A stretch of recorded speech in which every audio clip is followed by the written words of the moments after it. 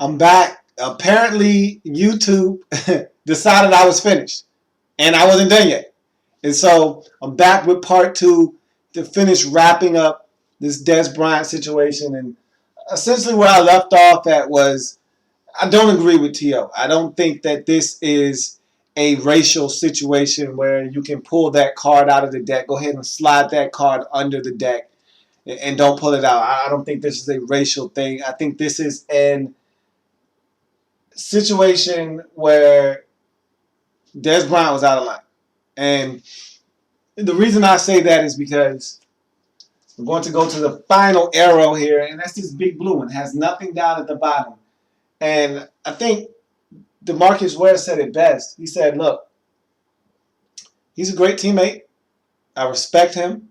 I respect him as a guy that is trying to become a leader on this team, but there's certain times where you have to control your actions. You got to be able to keep everything in its proper perspective.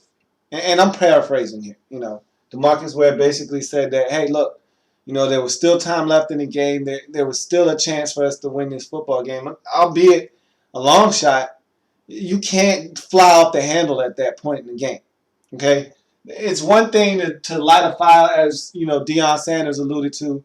And I thought that's what he was doing at the end of the third quarter. When you saw him going absolutely nuts at the end of the third quarter, that was a plea for him to get the football because he wasn't getting it enough at that point. Cowboys offensively were stale at that point. I think the score might have been 13-7 at the time. I don't know if he had touched the ball yet in this game. Again, if he had touched the ball at that point, it wasn't for much. He hadn't had an impact in this game like he should have to that point. And so that's the fire aspect of it. That's him saying, hey, look, give me the football. I can make some things happen for this offense. I can help us win this game. That's the fire aspect. But at the end of the game, you're down, or at the point where him and Witten got into it, it was 30-30. They hadn't even kicked the extra point yet. So the game wasn't over. The game was still in the balance. Who knows what happens? They could drop the snap like Romo did. They could have this field goal, or extra point blocked. He could have shanked it. You don't know what happens here. Anything could have happened. And mentally, he needed to still be in tune to what was going on in the football game. You can't lose your cool. You can't lose your composure at that time. And DeMarcus Ware was like, essentially, he can't do that at that point in the game. And Witten went over to tell him, look, man, you can see Witten. And again, don't know what Witten verbalized to him. But you can see Witten pointing at the scoreboard, telling him, look, dude, we still got time in this game. If you want to go off on a tirade, do that when we get in the locker room. Now is not the time. Not in front of the cameras. We still got 12 seconds. We still got a shot in this game. You need to get your head back in the football game. And essentially that's what Jason Witten was trying to tell him. Not here, not now, not the time. Stop it. Get your head back in the game. We still got work to do. So I think this big arrow symbolizes one thing. And that is Dez Bryant. He's crazy. All right.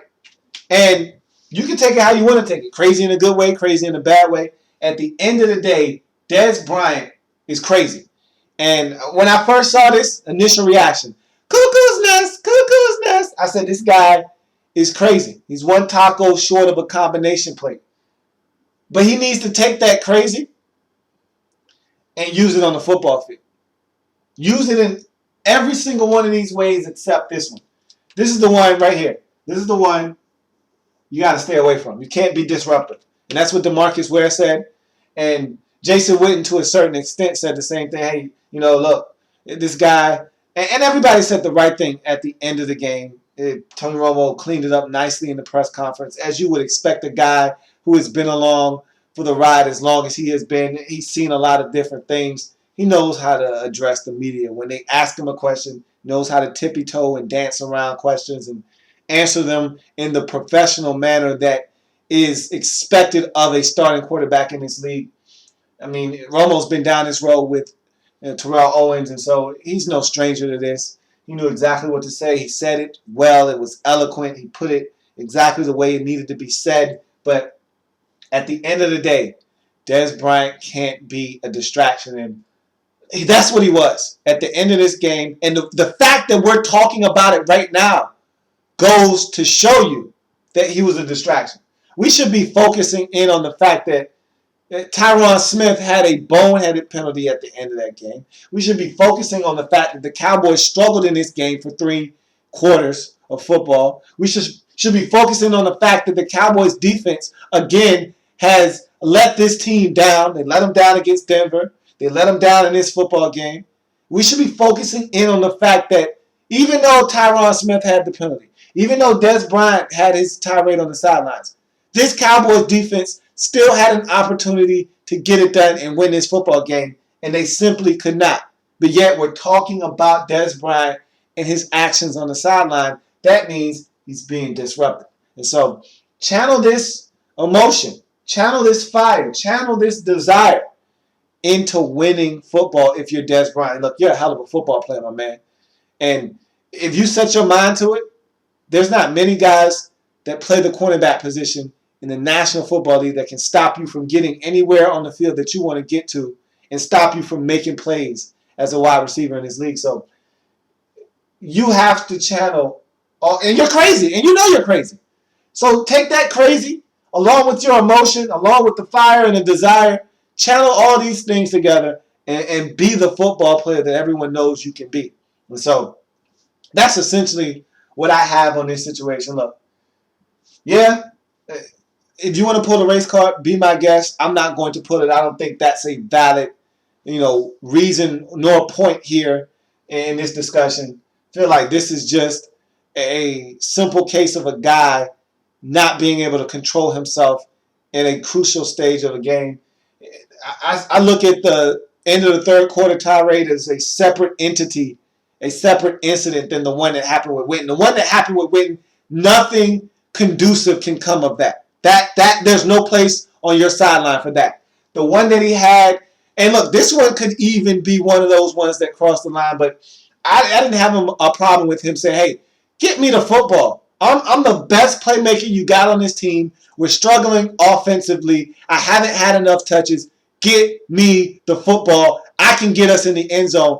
I can help us win this game. I don't have a problem with that. I don't have a problem with that whatsoever. Again, know how to do it, though. There's ways of going about doing things, and the way that it looked was probably a lot worse than what it really was. But at the end of the day, if it's not necessary, you don't have to go about it that way. But again, that's the way Dez Bryant plays. That's that fire and desire and that passion and that emotion that I've talked about with this guy that Dion was talking about, that Michael Irvin was talking about, that everyone was talking about. He plays with. You see it on the field. You saw it on the sidelines. You've seen it on the sidelines before. This isn't the first time he's had to blow up on the sidelines.